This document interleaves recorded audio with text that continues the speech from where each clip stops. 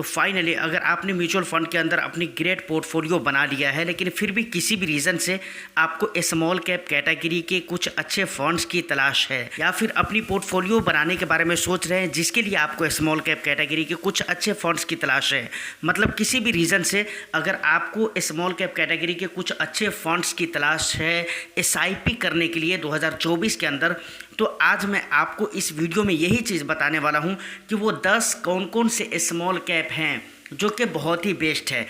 अच्छा, यहाँ पर जो 10 स्मॉल कैप का सिलेक्शन किया गया है ये मैंने अपने हिसाब से नहीं किया है, बल्कि ये डेटा एम्फी की वेबसाइट पे, association of mutual funds in India की वेबसाइट पर अवेलेबल है, जिसको मनी कंट्रोल ने शाये किया है। साथ ही साथ आपको यहाँ पर यह भी पता चलने वाला है कि इन स्मॉल कैप ने पिछले 5 ईयर्स में किस तरह के रिटर्न्स दिए हैं। तो एक एक करके मैं आपके सामने पूरा डेटा रखता हूँ, पूरी लिस्ट रखता हूँ, लेकिन उससे पहले एक लाइक कर दे, शेयर कर दे वीडियो को।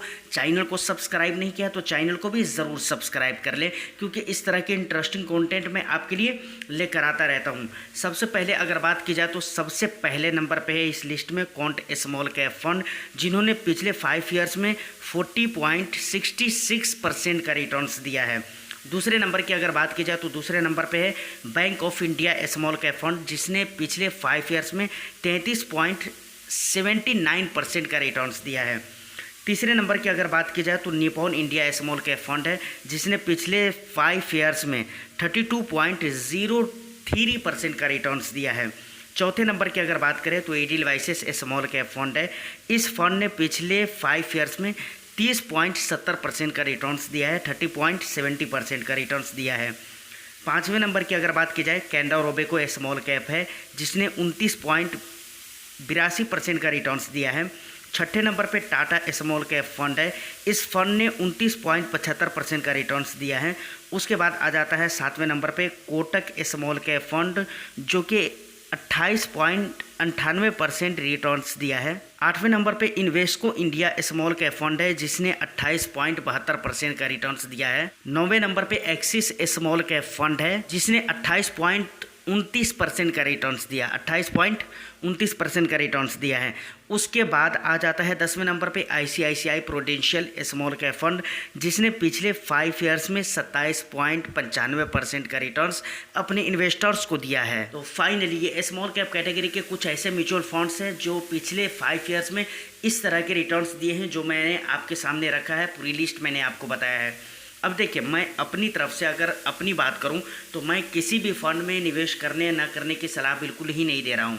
उस वक्त तक कि आपको निवेश नहीं करना चाहिए जब तक किसी भी फंड के परफॉर्मेंस से, उसके टोटली डिटेल से आप सेटिस्फाइड नहीं हो जाते हैं, उस वक्त तक कि आपको निवेश नहीं करना चाहिए। मैं एक बात बराबर कहता हूं कि सिर्फ वीडियो और आर्टिकल को पढ़कर आपको निवेश नहीं करना चाहिए, उस पर आप रिसर्च करिए। अगर आपको, और रिसर्च बहुत हिसाब किताब से करना है, समझ रहे हैं। सबसे पहले परफॉर्म वगैरह तो देखना है, रिस्क वगैरह के जो भी रेशियोज़ है वो भी आपको देखना है, रेटिंग वगैरह भी देखना है। लेकिन किसी एक चीज़ को, ख़ास तौर से किसी भी एक चीज़ को, किसी भी एक बेस को पूरा पकड़ करना चले कि भाई ये जिस फंड का अच्छा होगा, बाकी चीज़ हम देखेंगे नहीं। बस जैसे कि बहुत सारे लोग रेटिंग पकड़ के चलते हैं। मैं पर्सनली अपनी बात कहता हूं कि मुझे 4 स्टार से कम की रेटिंग वाले फंड पसंद नहीं है, लेकिन इसका ये मतलब नहीं कि सिर्फ हम रेटिंग ही देखेंगे, ऐसा नहीं होना चाहिए। रेटिंग देखना एक अच्छी बात है, लेकिन उसके साथ साथ और भी बहुत सारी चीज़ें आपको देखना चाहिए, जैसे AUM देखना चाहिए। उसके बाद क्या कहते हैं कि उसका परफॉर्म देखना चाहिए, उसके बेंचमार्क इंडेक्स के साथ कंपेयर करके देखिए कि सेम टाइम पीरियड में उसने कैसा परफॉर्म किया और उसके बेंचमार्क इंडेक्स का कैसा परफॉर्म रहा है। अगर बेंचमार्क इंडेक्स से अच्छा परफॉर्म है, इसका मतलब वो फंड अच्छा है। उसके बाद बात यहीं पर ख़त्म नहीं हो जाती है, उसके बाद पेयर से कंपैरिजन करके आपको देखना चाहिए, मतलब सेम कैटेगरी में जो दूसरे म्यूचुअल फंड्स हैं उनसे भी आपको कंपेयर करके देखना चाहिए कि हकीकत मानों में जिस तरीके का रिटर्न्स आपके फंड का है या आप जिस फंड के लेने वाले हो उस फंड का है, सेम कैटेगरी में दूसरे फंड्स हैं, उनके रिटर्न्स भी उसी हिसाब किताब से हैं या नहीं हैं। तो आपको ये भी चीज़ देखना चाहिए, एक्सपेंस देखना चाहिए। उसके बाद रिस्क के जितने रेशियोज़ आते हैं,